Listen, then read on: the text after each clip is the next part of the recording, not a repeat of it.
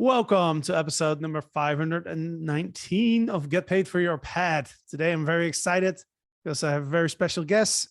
Her name is Rose Tipka. She is the owner of Your Family's Place, a vacation rental management company in Ohio that focuses on multi-generational family travel and large groups. And today we are talking about how to think like a brand manager, a property manager versus just a property owner. So we're going to talk a lot about branding, and Rose has an amazing brand. So I'm excited to dive into that. Rose, welcome to the show. Thank you very much for having me on. Glad to be here.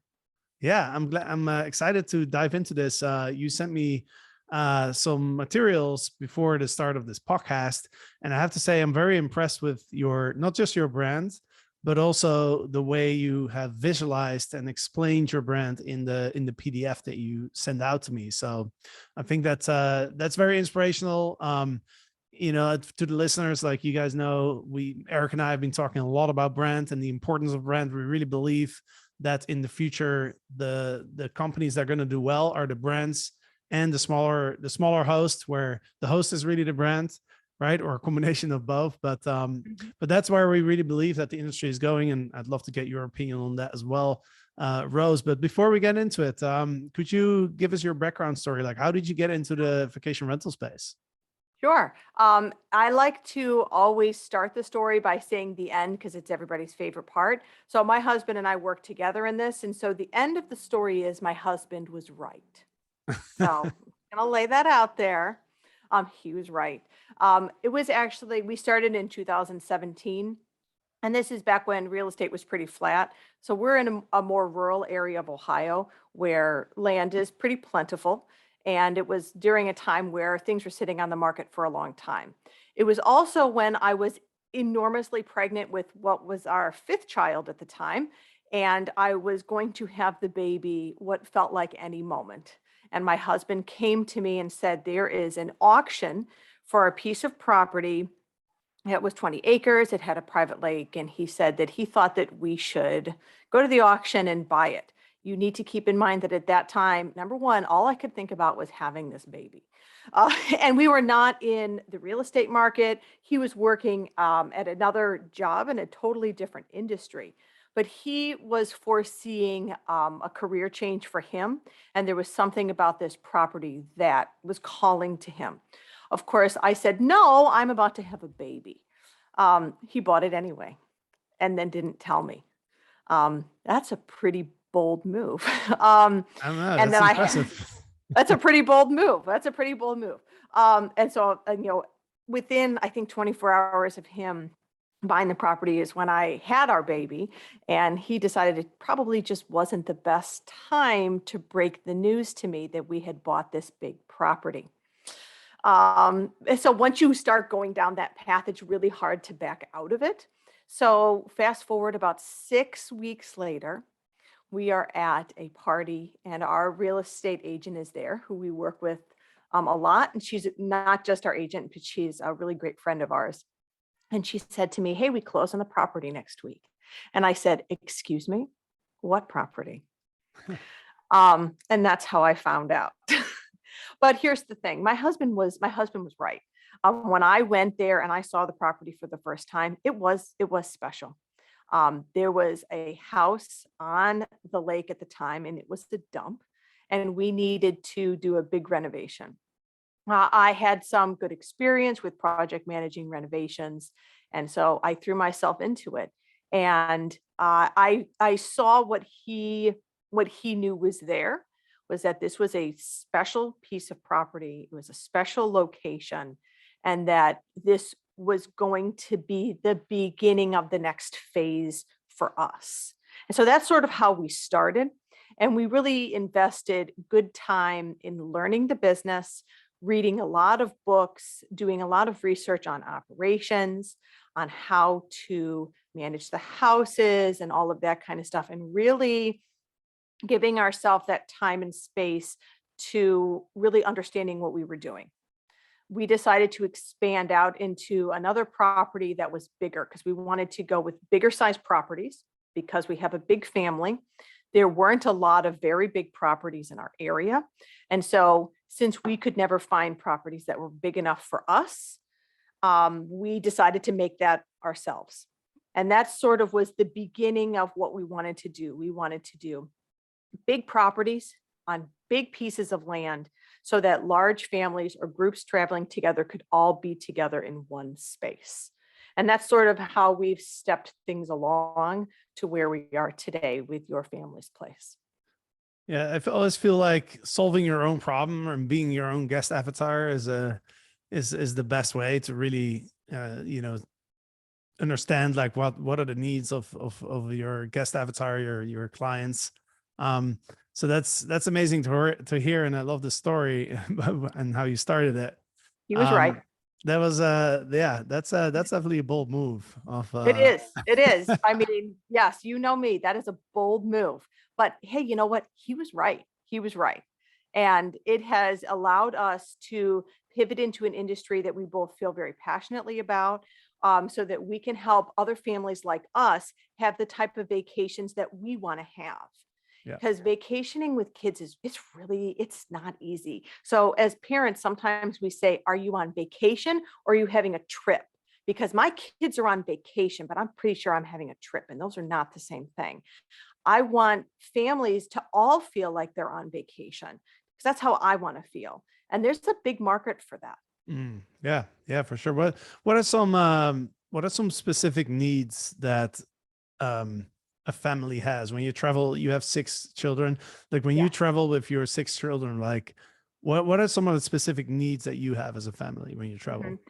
So one of the things that is important, especially when you have young kids, is being able to be flexible for your guests on things like check-in and check-out times. Now, some people may feel like they don't have a lot of flexibility in that, and that's fine. Everybody's business needs to run differently.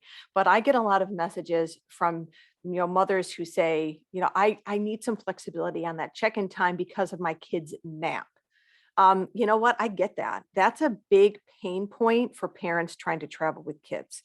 So as flexible as I can be to be able to get people in early, or to, let them check out late, that's okay, because if they feel comfortable and they know that we can accommodate them, what they're going to do is they're going to come back year after year. And instead of that name, Your Family's Place, just being our brand name, it becomes their family's go-to place for vacation. So that's one of the things, is being flexible in the way that you would want a host to be flexible with you. Mm. There's a whole design aspect to the properties, where we like to have beautifully designed properties that evoke feelings of nostalgia. A lot of times when we travel with our children, we think about vacations that we had when we were kids. And those nostalgia feelings are very powerful when in terms of memory making. So designing properties that hit those nostalgia buttons are really important. But we also design the properties without a lot of knicky knacks that kids can pick up and walk around and break. And that was actually a design choice by accident, because my own kids are in the house all the time. And so I just naturally didn't leave a bunch of knicky knack things everywhere. Or when I did do, design and stuff like that, it was all things that my kids could touch and not break. And so when families are in our homes, they don't have to worry about their 2-year-old picking up a decoration and throwing it on the floor and it shattering. Because, in the fall we have pumpkins, but they're all fabric pumpkins and their kids can't break those. So just taking that stress away from families so that they can be in the space and not worry about what their kids are touching, that's something that helps them feel comfortable and then want to come back year after year. Yeah. We also all of our properties have game rooms. So we have huge game rooms in all of our properties. We have gaming systems and arcades and air hockey, ping pong, all of that kind of stuff. Because sometimes you want to travel with your kids, but you also want to have a little bit of separate space from them. So the basement kind of becomes, the game room is that area where the kids hang out, and then the adults are on the first level, having coffee, sitting in front of the fireplace, so that you can be together in your own separate spaces. Those are all really important things Yeah. for designing those family-friendly properties. Well, you definitely solved one small mystery that I had in my head, because when I was in Holland over the summer, where I'm from, and we rented the big house with a group of friends Mhm. in like what was really like a place designed for families, Mhm. right? And I remember walking around the house and thinking like, wow, this is very minimalistic, the design, you know? And like to me, it was like it didn't feel very special. But now, as you're explaining this, now I understand it because everything you put in there like could be broken, right, Yeah. by some Yeah. enthusiastic kids. So that makes a little sense to me now. Yes. And that's a big stressor, especially with sometimes there can be that adversarial, back and forth between hosts and guests. And so when guests, if something does break, it creates a lot of anxiety for the guest. Do you tell the host? How is the host going to react? Are they going to Mm, have a meltdown on me? So just by avoiding that as much as possible, then your guests can feel relaxed. And yeah. it's not that nothing ever breaks. Things sometimes break, but that's part of being a professional host. That kind of stuff can't send you into a spiral. If you're a professional host, you understand that sometimes a dog runs through a screen and thank the guest for telling you, and then it's not a big deal and you move on from it. So you have to respond when those things happen like a professional host. And those kinds of things, they can't phase you. Yeah. Yeah, one thing that I liked of your branding document that you sent over was professionals work with professionals. Yes, absolutely. So, you wouldn't DIY your legal work. You wouldn't, unless you're a lawyer. You should not be DIYing your accounting. You are going to work with professionals on that. And that I see that a lot where people want to, well, share your rental agreement with me, or, how are you setting this up? Well, things like our rental agreement, we hired a lawyer who knows what he's doing, who wrote rental agreements that are specific to our properties. I paid money for that. I paid good money for that. I'm not just going to give it to somebody else for free. Plus, it's also doing that person a disservice because they are not going to have a document that's tailored to their needs. I would also take that idea to the next level, unless you are somebody with really advanced construction and DIY skills. I don't know how to plumb, and I'm not going to DIY plumbing. I'm going to hire a professional. And when people really like to, get their hands dirty and doing all of that kind of stuff. But at the end of the day, you're going to save both time and money when you work with professionals. The job gets done right the first time. And that's the quality of product that we're trying to produce. Sure. Yeah, no, I like that. Um, let's go a little deeper on your brand. So you've carved out a really cool little niche for yourself, right? The Yes. multi-generational families, and I love the multi-generational aspect to it because it's kind of like a niche in a niche, right? Versus Yes. just families. So it's very specific. I feel like I feel like the as the short-term rental industry matures, like we really need to niche down and be very specific about who we're targeting. And I think you've done a really good job at that. Can you share with us like why is it so important to you to build that brand? And is that something that you've done from the get-go, or did you start developing that later on? So we did not start from the get-go because we were still learning the operation side of things. Plus, we could never come up with the name, that collection of words that really summed up what we were trying to do. So it was actually when I was listening to one of Mark Simpson's podcasts on Boostly. And by the way, if you're not following Mark and Boostly, then you don't know what's going on. Everybody needs to be doing that. But one of the things that Mark said was that you need to present yourself as your guest's go-to place for vacation. And when I heard that idea, it brought to mind an idiom that we have. We say, where are you going on vacation? I'm going to my family's place up north. I'm going to my Hmm. family's place at the beach. I'm going to my family's place, in the mountains. That's something that we would say. Well, I want to be your family's go-to place for vacation. And so once I heard that, once those words came out of Mark's mouth, I was like, that's it. I had been looking for that collection of words that sums up what we are. Yeah. And so once I had that, and then I went to my husband and explained to him that we needed to go through a rebrand. which might have broke him a little bit, but he survived. And so, because we had been marketing our properties individually, well, we wanted to bring everything under that one term that summed up what we were doing. And so when we talk about your family's place, we want our guests to have a great time when they stay, but also come back year after year and make new memories and experience, our different properties. And so when we are talking about your family's place, we're trying to, attract our ideal guests who are booking their families a vacation for the year. Maybe it's the only time of the year that everybody gets together on vacation. A lot of times it's mothers or grandmothers who are making the reservations, and they feel a lot of pressure to make that vacation special. And so they find us, and one of the things that I tell them as soon as they book, I actually send them a video. I do a quick video of myself talking to them, and it's a very, very quick video, and I thank them for staying. I'm looking forward to hosting your family in June at the cottage at Maple Pond. And then I say to them, I want you to relax and know that we're going to take really great care of you. And that's the end of the message to them. And just giving them that message that they've made the right choice. You can relax. I'm going to take care of you. And that's a really powerful message for someone who feels a lot of pressure to make that vacation spectacular.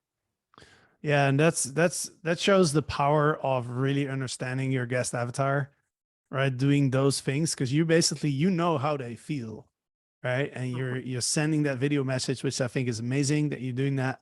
I think that's very rare. Like, there's not a lot of hosts that do that, and that just adds so much personality and personal touch to the experience. That's incredible. I love that. So how many properties do you currently manage? Yeah. So right now we have 3 properties, and we are in the process of building our next one. It's a huge property. It's $1 million project that we're going through right now. We have Mount Pleasant Lodge, which is a log house that is designed to feel like summer camp. So even if you haven't been to summer camp as a kid, we all have an idea of summer camp and how fun it is and what a great time you have. And I wanted to design something that was rustic, but that was not rustic like everything else is done rustic. So we pulled some ideas from like Adirondack camps and stuff like that. And Mount Pleasant Lodge has 15 acres. It's totally private, about 5 acres of yard and 10 acres of woods. Once you get back to the house itself, you don't see anything except trees around you. And that house has a really great yard. We actually set up a disc golf course in the yard. So if you're somebody who likes to do disc golf, you have your own course right there in the yard for you. That sleeps up to 14. That's our smallest house, 15 acres, 14 people. Then we have the cottage at Maple Pond, which sleeps 14, but also has a guest house that we can do 6 more people for a total of 20 people. The cottage at Maple Pond is designed like an up north lake house, like if you were in Michigan or Minnesota or Maine. And it sits on a 2-acre completely private lake. You're not sharing it with anybody else.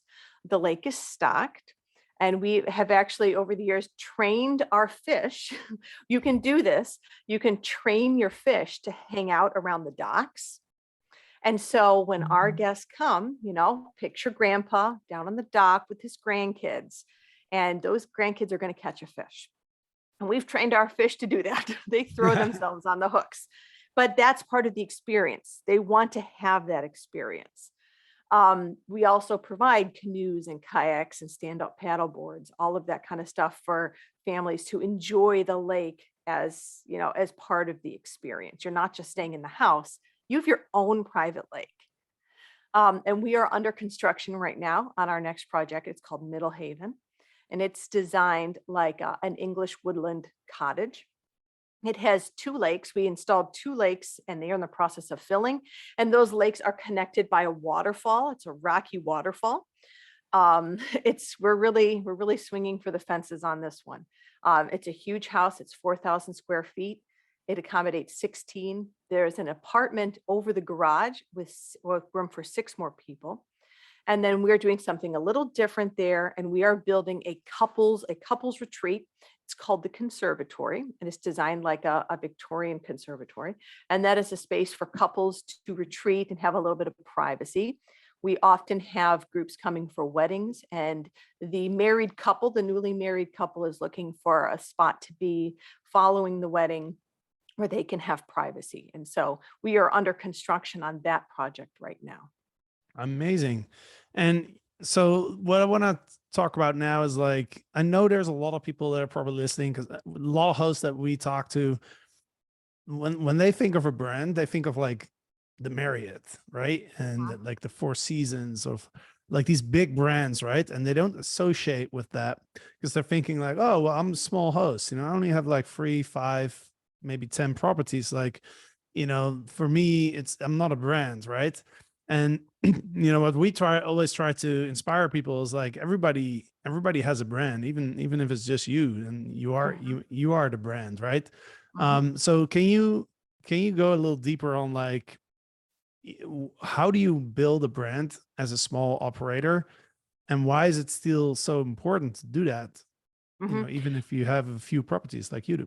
One of the first things that we did, which was a huge step towards our branding, was working with a professional copywriter. She was actually a friend of mine who homeschooled with us, and she is a professional copywriter. And she went back and interviewed a bunch of our past guests to really try to dig down to the essence of what their experience was. Because I can say on my side of it what I think the experience is, but what matters is the experience that the guests are having. So she used that information that she gathered to write a lot of our copy. And part of that was developing this brand identity.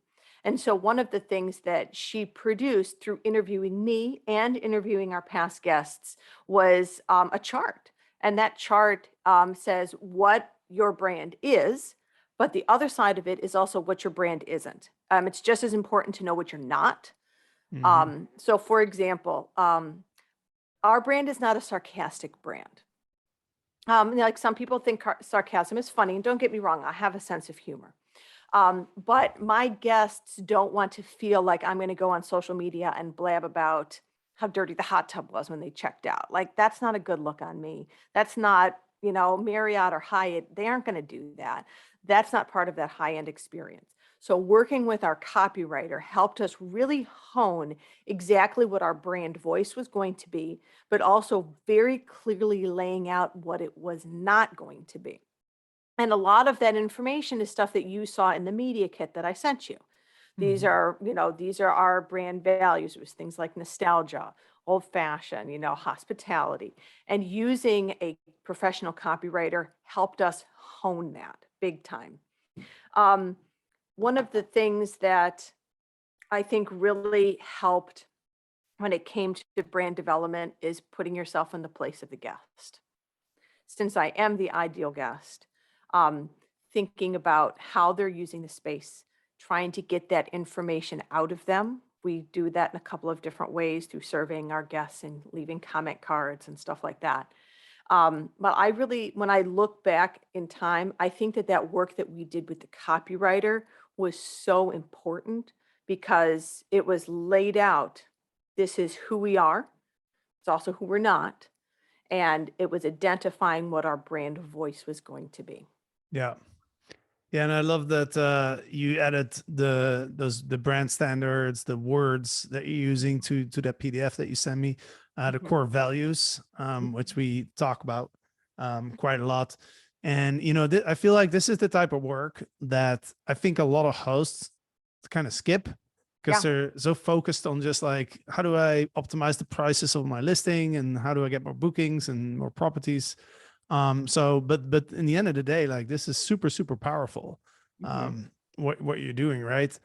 Can you explain a little bit more about how doing this work and establishing a brand, how that's helped you in your business? Yes. One of the, we all know in the vacation rental industry that the real gold mine is repeat guests. We all know that. The cost to bring back a guest that's already stayed with you is much less than trying to go out into the marketplace and find new guests.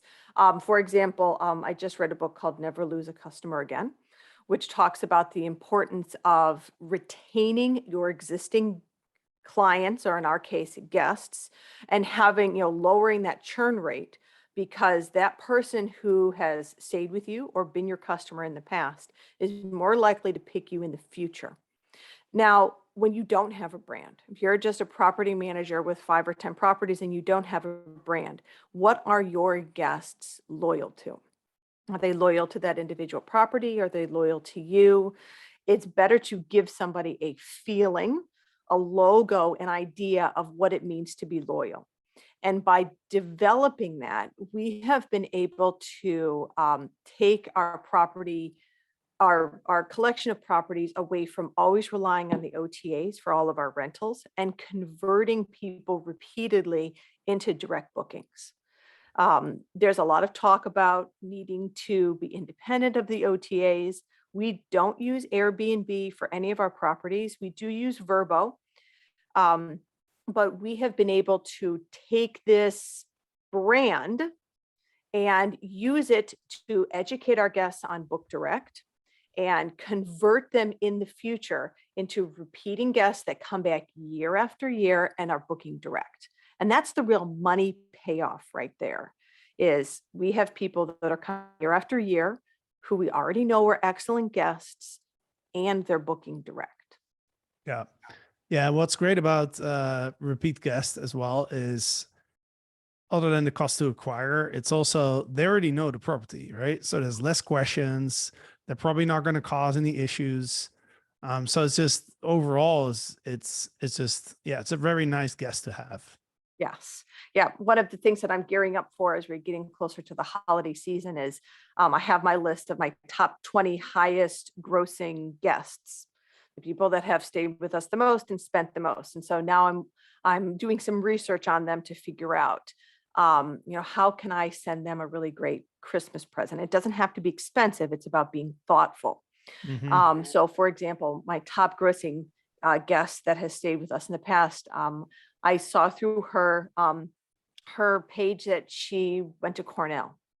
And I also knew from her staying with us that she had a dog. So I went to the Cornell bookstore and I ordered a dog leash. And I'm going to be sending that to her with a handwritten note as a Christmas present to thank her for staying with us, and that we really appreciate her as a customer. And so recognizing those, being able to, have that list of people that are making you the most money and recognizing them with gifts that are thoughtful helps to create that brand loyalty. But you have to have the brand in the first place for people to be loyal to. Sure. Yeah. It's great how you explained it. Before we wrap up this podcast, I'm going to throw one question at you that I'm really curious about. Okay. That is, what is the one thing that you would have done different if you were to start over in short-term rentals? Yeah. Here's the thing. I think one of the things that I should have known from the beginning, and I did grow to learn this, was that you don't need to be afraid of your guests. I think sometimes with the online travel agencies, there can be sort of that adversarial relationship between the guest and the host.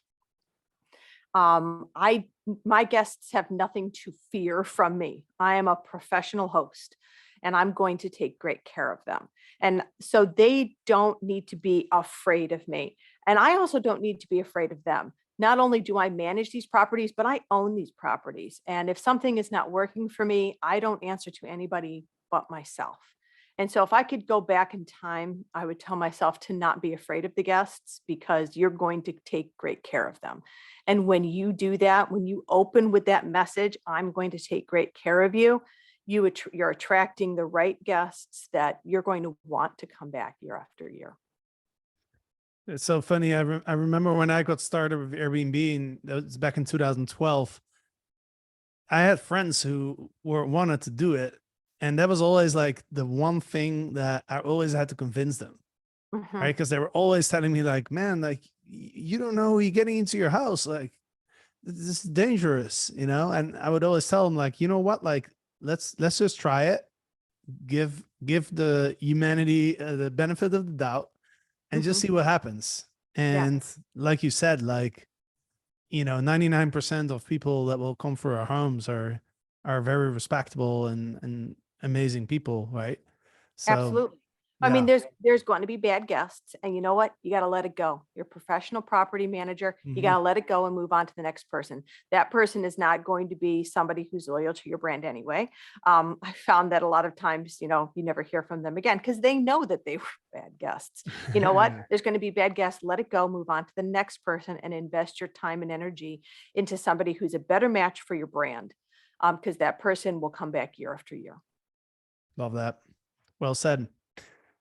Rose, thank you so much for being on the podcast. I just want to say I think it's amazing what you're doing with your brand. Very inspirational. I hope the listeners enjoyed it. I'm sure they did. And yeah, good luck with everything you do. And I'm sure we'll stay in touch. And yeah, Awesome. Thank you so much for having me on. absolutely. And for the listeners, thank you for listening. Have a great week. And of course, on Friday, Eric and I will be back with the next episode of Get Paid for Your Pad. See you soon.